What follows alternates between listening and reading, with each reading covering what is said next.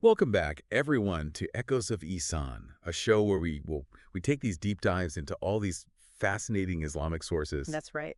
And today we're going to be looking at Sunan al Tirmidhi, Volume 5. Yeah, this is a great volume. I Yeah, think it's one of the best ones in the whole collection because it's so practical. I agree. It's not a theoretical book. It's literally a book about how to live your life. Yeah, and it really gets into the nitty-gritty, like, very specific things that, you know, you might not even think about as being part of like a For sure. religious text. It's got everything from like how to trim your mustache to Yeah. how to greet people, Yeah. how to seek knowledge, Yeah. how to understand the deeper meanings of the Quran. It's really like a guidebook to Ihsan, isn't it? I think that's a great way to put it. I mean, Uh-huh. that's really what it is. It's a how-to manual for living a life of excellence, Right. a life of spiritual excellence. Hmm. And what I really appreciate about it is that it shows how the inner and the outer are connected. Yeah. You know, it's not just about what's in your heart. It's Right. also about how you act, how you behave, how you interact with others. Absolutely. And it really emphasizes that connection between the inner and the outer. Yeah, and and it starts with, the foundations of the faith.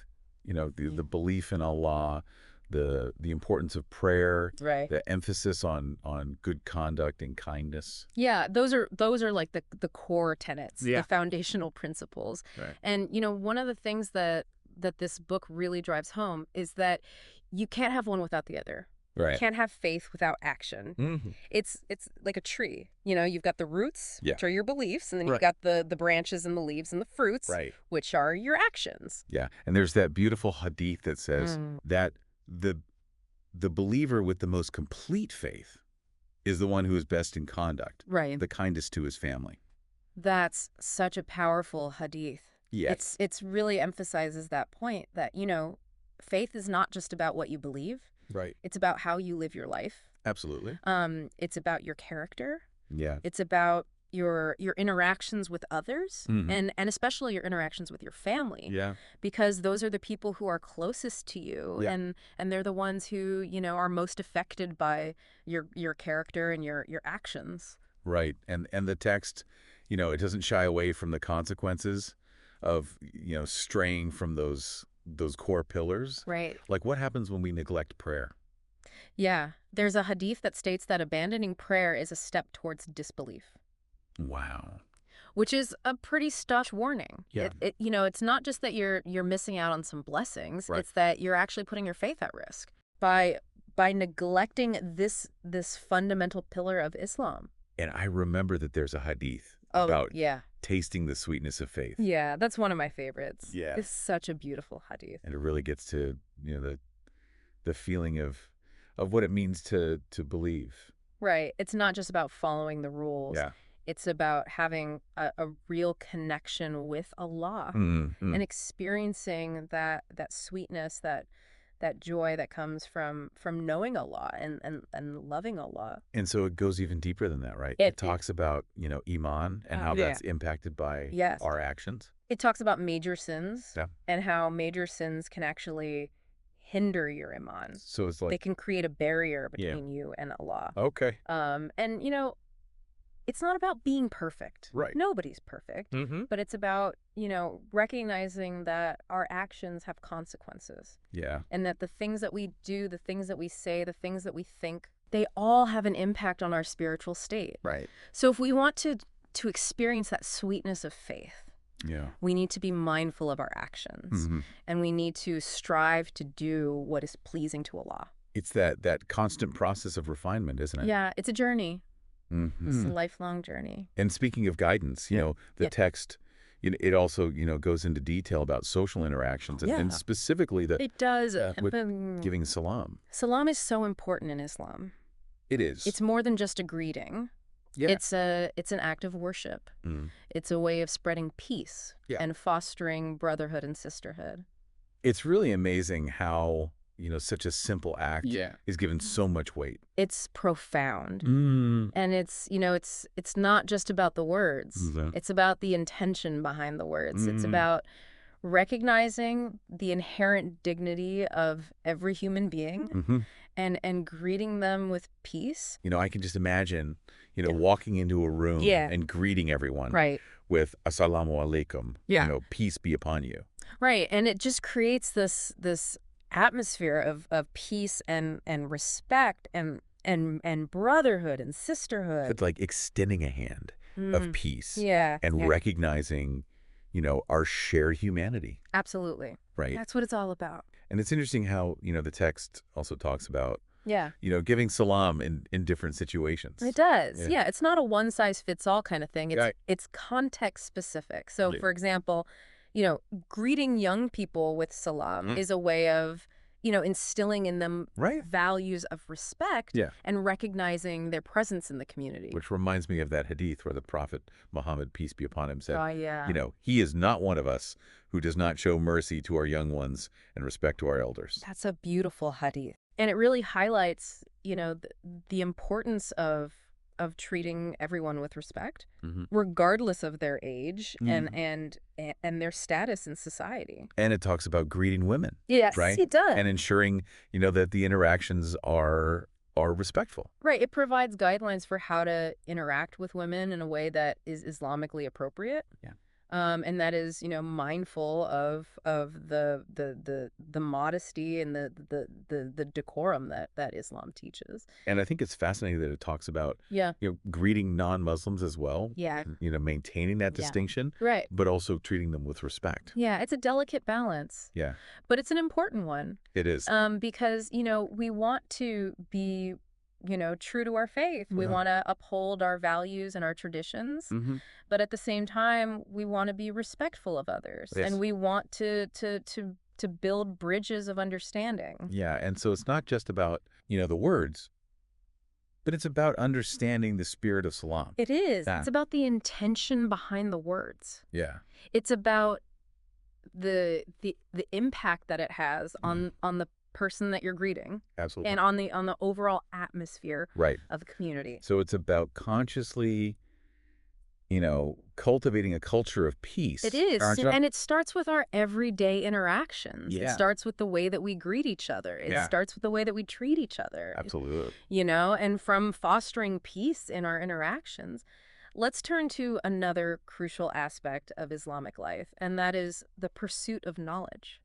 Yeah. This is something that Sunan al Tirmidhi gives a lot of attention to. Yeah, knowledge, it's so central to Islam, isn't it? It is. And- That it is, and what's remarkable is, the text emphasizes that you should go beyond geographical limitations. Right. In the pursuit of knowledge. There's a hadith that says seeking knowledge is obligatory upon every Muslim, man or woman. Wow. So you can imagine, back then Yeah. what that entailed, traveling to distant lands, Yeah. immersing yourself in different cultures, Mm-hmm. all for the sake of learning and expanding your understanding of Islam. Right. It really speaks volumes about how much emphasis is placed on knowledge It does. in Islam. And it's not just about acquiring knowledge for yourself. It's Yeah. about sharing it with others. Absolutely. There's a beautiful hadith that says, may Allah gladden a man who hears a hadith from us, so he memorizes it until he conveys it to someone else. Perhaps he carries the fiqh to one who is more knowledgeable than him. Wow. So it's this beautiful image of knowledge being passed down Yeah. from one person to another. That ripple effect. Yeah, and enriching the lives of individuals and strengthening the bonds of the community. And there's that other hadith that talks about how knowledge can fade. Oh, yes. Right. And the hadith about khushu being Yeah, the first. That's humility. Yes, humility and attentiveness in prayer. That's the first form of knowledge to disappear. And it just makes me wonder about the connection there. It's a profound connection. Yeah. Because true knowledge is inseparable from humility. Right. And a sincere connection with Allah. So without that attentiveness, Right. it's just superficial. It becomes superficial. It's easily forgotten. It can even be distorted. Yeah, so it's not just about the quantity of information, but Right. the quality. It's about the quality of our attention Right. and the purity of our intentions Mm-hmm. when seeking knowledge. And this is so relevant for us today.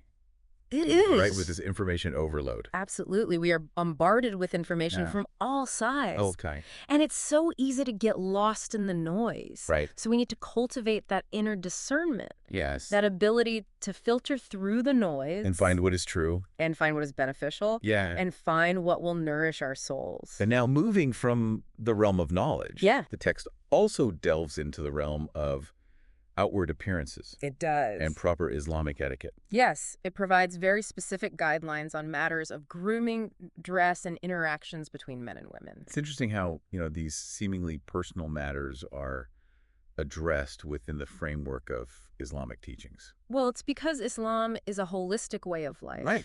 It encompasses both our inner beliefs and our outward actions. Right. And these guidelines are meant to create a society that is characterized by modesty, respect, and awareness of Allah's presence. And one that comes to mind is that hadith about trimming the mustache and growing the beard. Yes, that's a classic. Yeah. And it's not just about aesthetics. Right. It's about following the Sunnah of the Prophet Muhammad, peace be upon him. Mm. It's about aligning our outward appearance with his example. And it's a way of, embodying our faith. He's making it visible. It is. It's a way of saying to the world, this is who I am. I am a Muslim. And the text also addresses, the interactions between men and women. It does, and it emphasizes the importance of respectful interactions. Right. Setting clear boundaries to prevent fitna or temptation. Right. And to maintain a climate of modesty and decorum. So, for example, there's that hadith that forbids men from following a woman's glance with another glance. Yes, that's a very important hadith. Mm. And it highlights the need to guard our gaze. Right. And to avoid actions that might lead to inappropriate thoughts or behaviors. It's about, creating that environment of respect. Absolutely. Where interactions are guided by Islamic principles. And this emphasis on modesty and safeguarding one's gaze extends to the hadith about women veiling themselves. Right. The text even includes a story of the Prophet, peace be upon him, asking women to veil themselves even from a blind man. Wow. Which seems to go beyond just the physical act of covering. Right. It suggests that modesty is this internal quality. It is an internal quality. That's reflected in our outward actions. Absolutely. It's about cultivating a sense of awareness and self-restraint. Yeah. Recognizing the power of the gaze. Right. And its potential impact on our hearts and minds. And it's important to acknowledge that, the interpretations and applications of these guidelines have evolved over time. Of course. And vary across different cultures. Right. And schools of thought. It's a reminder that while the core principles remain constant, their practical expressions can take on different forms. Mm. We need to navigate that balance between tradition and contemporary contexts.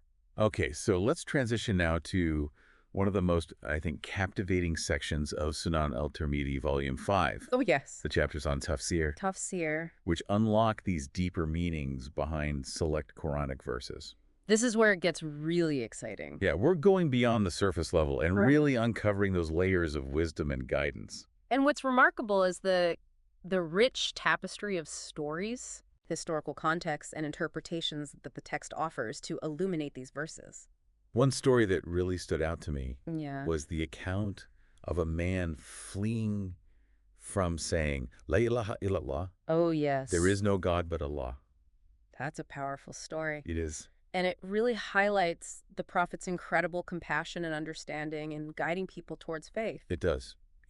Instead of condemning the man, he engages with him. He does. He tries to understand his fear. He does. And he gently leads him back to the truth. It's a beautiful illustration of his gentle approach. Yeah. And it's a reminder that embracing faith can be a journey. Right. And sometimes people need support and patience and understanding along the way. And it challenges us to reflect on our own approach. Yes. To sharing our faith with others. Absolutely. Are we embodying that same spirit of compassion and understanding that the Prophet Muhammad, peace be upon him, demonstrated? It's a powerful question for us to ask ourselves. And speaking of journeys, the text also recounts the revelation about the direction of prayer. Oh, yeah. The Qibla, changing from Jerusalem to the Kaaba. The Kaaba. This is huge. It is a major event. And I can imagine, the confusion and uncertainty that the early Muslims must have felt. Absolutely. It was a major shift in their practice. Yeah. So what was the reasoning behind this change? Well, the Qibla is the direction that Muslims face during prayer. Right. It symbolizes the unity and focus of the Ummah. Mm-hmm. Initially, the Qibla was Jerusalem, Okay. a direction that was shared with the Jewish and Christian traditions. Okay. However, after the Prophet's migration to Medina, Yeah. the Qibla was changed to the Kaaba in Mecca. Okay. This signified a distinct Islamic identity Right. and a return to the original house of worship built by Prophet Abraham and his son Ishmael. So it wasn't just, a random change, No. but a deliberate shift It was a deliberate shift. that marked a new chapter in Absolutely. Islamic history.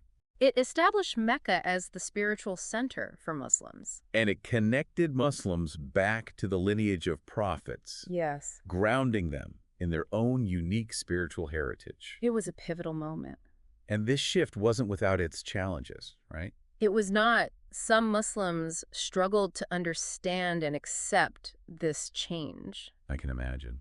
Imagine having prayed in one direction for years Right. and then being instructed to change it. Yeah. It would require a deep trust in the Prophet's guidance Mm-hmm. and a willingness to surrender to the will of Allah. So even during the Prophet's time, Yeah. there were moments of, questioning and grappling with new understanding. Absolutely, it highlights the human element Yeah. in navigating matters of faith and revelation. But ultimately, the community united behind this change, They did. demonstrating their faith in divine revelation Yes. and the wisdom of the Prophet's leadership. And this theme of navigating change and seeking deeper understanding continues in the text's commentary on other verses, such as the one about the permissibility of approaching one's wife when or how you will. Okay, this one definitely caught my attention. I'm sure it did. It seems like a very personal and intimate matter to be addressed in the Quran. Well, it speaks to the comprehensiveness of Islamic teachings, Yeah. guiding us even in the most private aspects of our lives. Yeah, and it aims to dispel misconceptions and clarify the boundaries within marital relations, Exactly. emphasizing mutual respect and consent between spouses. It's about fostering a healthy and loving relationship Mm. within the framework of Islamic teachings. And recognizing the importance of intimacy Yes. and physical connection within marriage. Absolutely. Right? And what I found fascinating was that it mentions how this verse was revealed in response to a specific question or situation. Yes, it shows how the Quran addressed the concerns and challenges of the community, Mm-hmm. providing practical guidance that was relevant to their lives. Makes the Quran feel so much more relatable, like a source of guidance that speaks directly to our human experiences. Absolutely. And another fascinating story that's included in the tafsir chapters involves the Prophet, peace be upon him, receiving revelations while reclining with his wife Aisha.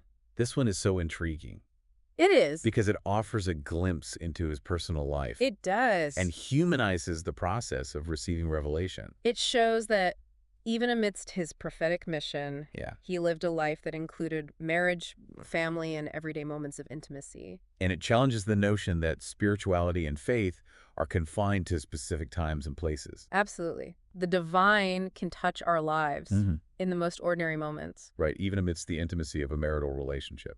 It's a beautiful reminder that our connection with Allah is not limited to formal rituals or designated spaces, Right. but can permeate all aspects of our lives. And speaker of extraordinary events, Yes. the tafsir section also mentions the hadith about the moon splitting in two The splitting of the moon. during the Prophet's lifetime. This event, which is mentioned in the Quran, has sparked much debate and discussion throughout history. I can imagine. Yeah, it sounds almost miraculous, That something out of a science fiction movie. Right.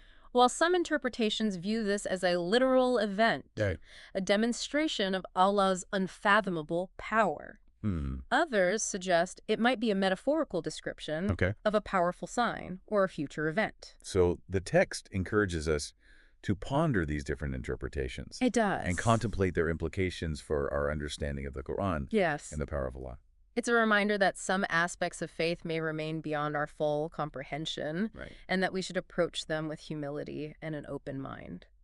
It's amazing how this text, Sunan al Tirmidhi, it just weaves together all these profound concepts. It does. Like faith and action and knowledge. It shows how they're all interconnected. Yeah, and how they shape a life of Ihsan. Yeah, it's like a tapestry. Each thread represents a different aspect. Islamic practice, and together Mhm. they create this beautiful and intricate whole. Yeah, and speaking of actions and intentions, I was really struck by that hadith about the signs of a hypocrite.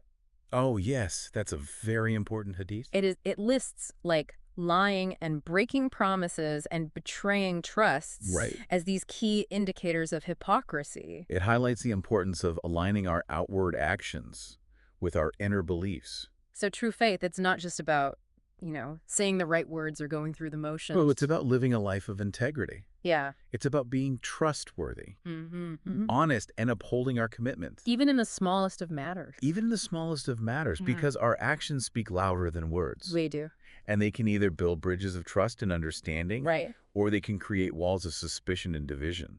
And, this connects to that broader theme in the text about sincerity and purifying our intentions. True. Ihsan is not about outward appearances. Right. It's about cultivating a genuine connection with Allah. And letting that inner purity manifest in our actions. Walking in the walk. Walking the walk, not just talking the talk. Right. And it's, a constant process. It is a continuous process of self-reflection, Right. seeking to align our actions with our beliefs, and striving for that state of spiritual excellence. And there's that hadith that mentions how Allah created his creation in darkness, and then he cast his light upon them. Oh, yes, that's a beautiful hadith. It is. And those touched by that light are guided, and those who aren't go astray. It's a powerful metaphor for the human journey towards faith and the importance of seeking that divine guidance. It's like we all have that potential. We do, be guided. But it requires effort, openness, and a willingness to turn towards that light. It is empowering, but also a bit daunting at the same time. It is, but ultimately it's a message of hope. That no matter where we are on our spiritual journey, we have the capacity to turn towards Allah. And strive for that state of spiritual excellence. And we're not alone on this journey. Right. The text emphasizes the importance of community, of supporting one another on this path. Yeah, the Ummah, it plays such a vital role. It does. In nurturing our faith. It provides guidance. Yeah. Support, a sense of belonging. It's a reminder that we're not alone. We're not alone. We can draw strength and inspiration from one another. Absolutely. Well, expert speaker, this has been an incredible deep dive into Sunan al Tirmidhi, Volume 5. It has been a pleasure exploring these texts with you. And your insights have been invaluable. Thank you. Really helping us connect these concepts to our own lives. I'm glad to hear that. I feel like I have a much deeper understanding now. That's wonderful. These practices and the spirit behind them. The essence of Ihsan. That's what it's all about. And as we wrap up this deep dive, yes, I'm reminded of a hadith from the source material that says that no worshiper suffers a calamity except due to a sin. That's a very thought-provoking hadith. It is. It invites us to reflect on the relationship between our actions and the trials that we face in life. It's a reminder that hardship can be an opportunity for growth. It can. And purification. Absolutely. And to examine our hearts yes, and seek forgiveness. And turn to Allah with humility and sincerity. And knowing that He is the source of all mercy and guidance. He is. Well, thank you for leaving us with that profound thought, expert speaker. You're welcome. And to our listeners, we encourage you to continue exploring Sunan al Tirmidhi. Yes, it's a treasure trove of wisdom. It is, and contemplate its relevance to your own lives. It's a journey of discovery. It is a journey of discovery and a testament to the timeless beauty and wisdom of Islamic tradition. Absolutely. Until next time, may peace and blessings be upon you.